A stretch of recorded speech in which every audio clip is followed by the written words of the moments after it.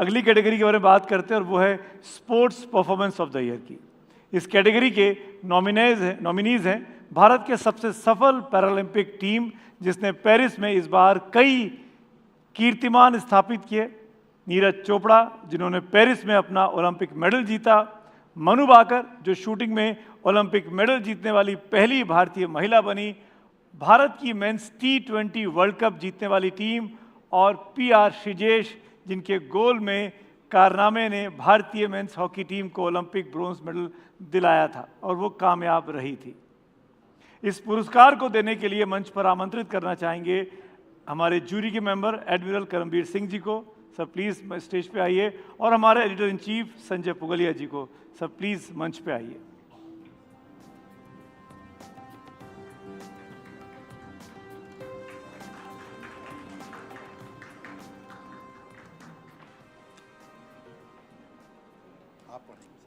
आप मैंने पढ़ लिया पहले।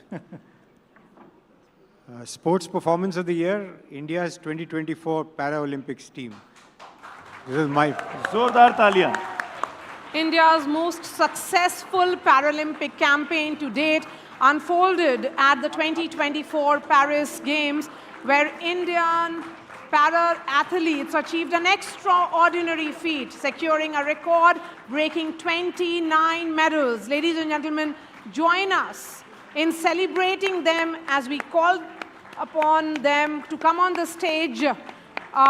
These are some of the members of India's most successful Paralympic contingent ever. And we have the President of the Olympic Committee of India, Shri Devendra Jhajaria, himself a three-time Paralympic medalist. Chief Coach, Shri Satyanarayana Praveen Kumar, two-time Paralympic medalist in high jump, including a gold in Paris. Preeti Pal, double bronze medalist in Paris in the women's 100 and 200 meter T35 category. Yogesh Katunia, who won a discus throw silver in Paris. Sprinter Simran Sharma, who won a bronze in Paris. And Pranav Surma, who won a silver in Paris in the club throw 5 F51 event. बहुत बहुत मुबारक हो आप सबको। Thank you so much. Bharat का नाम रोशन करने के लिए, तिरंगा लहराने के लिए तालियां रुकनी नहीं चाहिए दोस्तों। और ये कैटेगरी में अवार्ड जीता है T20 वर्ल्ड कप को हरा के, हॉकी टीम को हरा के, इसको याद रखिएगा।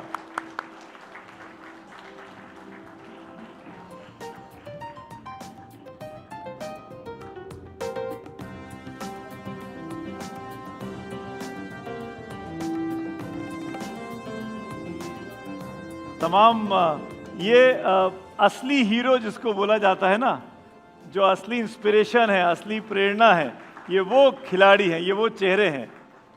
इनके लिए जितनी बातें बोली जाएं उतना कम है। आप सब पे पूरे देश को फख्र है, नाज है, और मैं जानता हूं कि आने वाले वक्त में ये मेडल्स झाझरिया साहब बढ़ते जाएंगे और बढ़ते ही जाएंगे। अब ये सिलसिला रुकना नहीं चाहिए।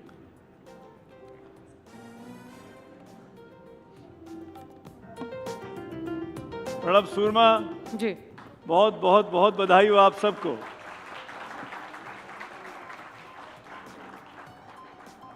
हमारे साथ ये देवेंद्र झाझरिया जी हैं।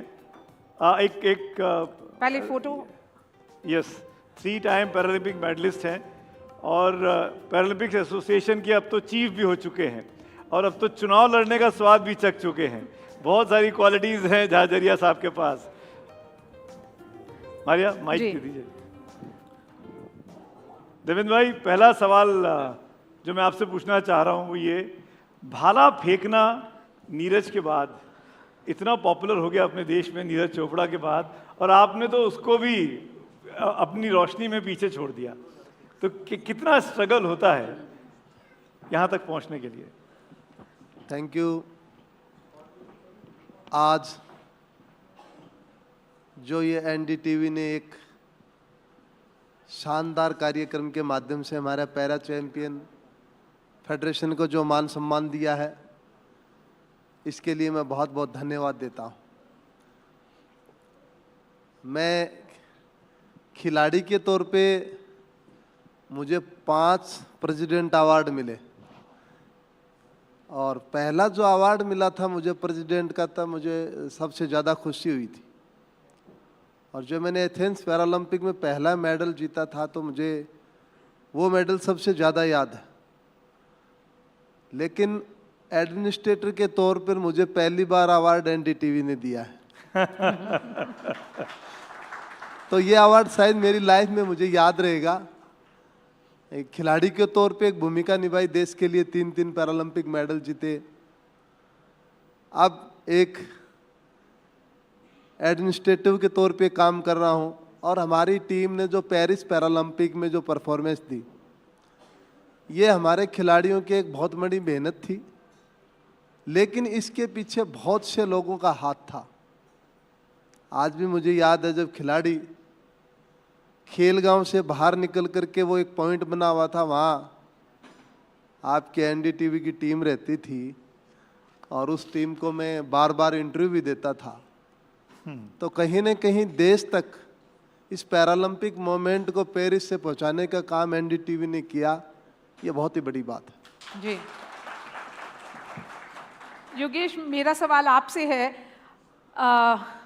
पेरिस के बारे में बताइए। जब भारत का फ्लैग लेकर के आप लोग खड़े होते थे, एक वो मूवमेंट जब सिल्वर मिल रहा था, तो कैसा लगता था भारत का नाम रोशन करने में?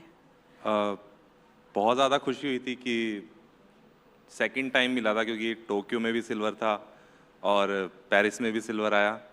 और सबसे ज़्यादा खुशी वहाँ की पेरिस की एक चीज़ की सुंदरता थी कि वहाँ के लोग वो इतने मतलब घुस जाते थे गेम में, हमारे साथ इतना चीयर अप करते थे, वहाँ पर इतनी खुशी मनाते थे, चाहे कोई भी देश का खिलाड़ी हो वो सबको सपोर्ट कर रहे थे।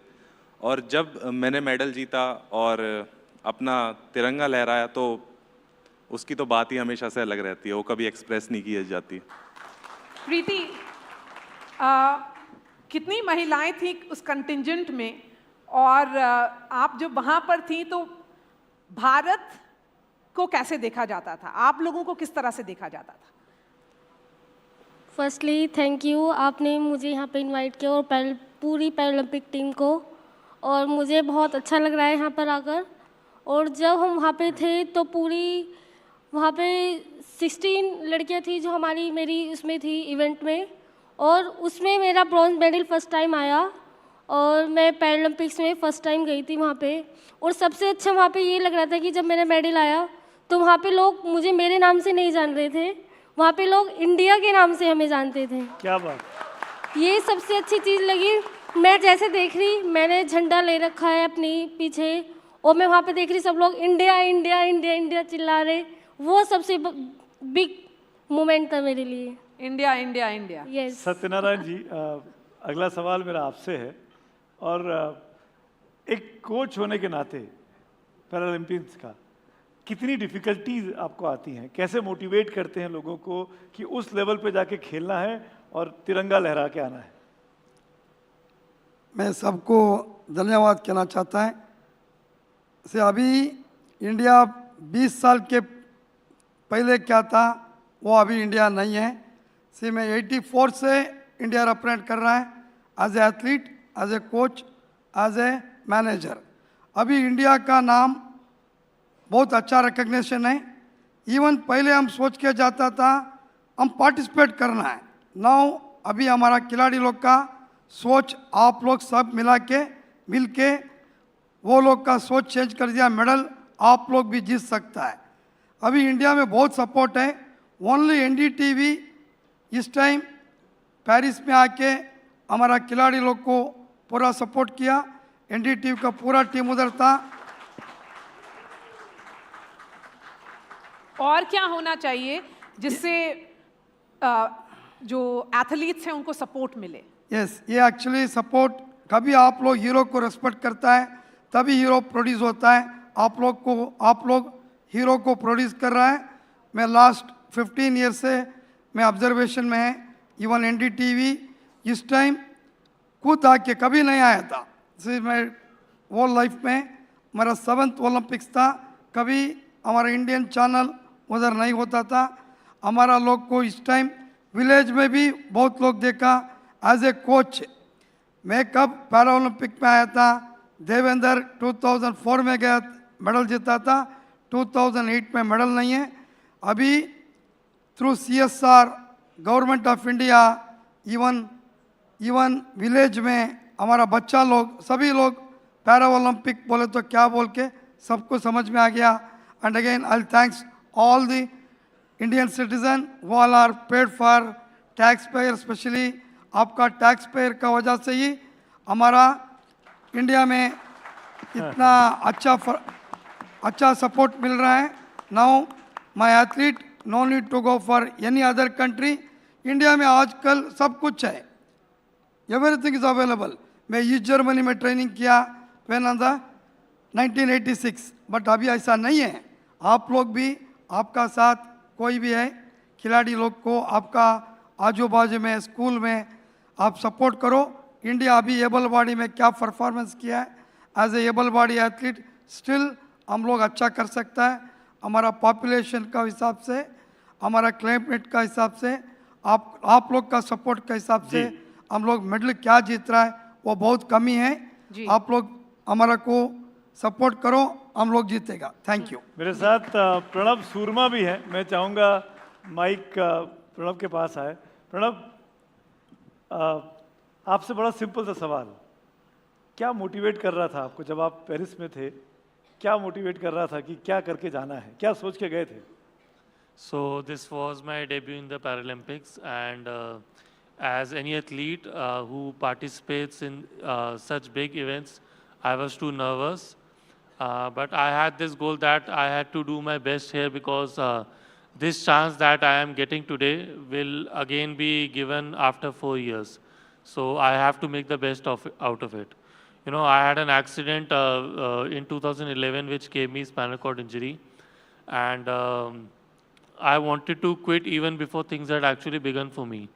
But over the years, I have learned that there is no shortcut to success. You need to put in the hard work, you need to make these sacrifices.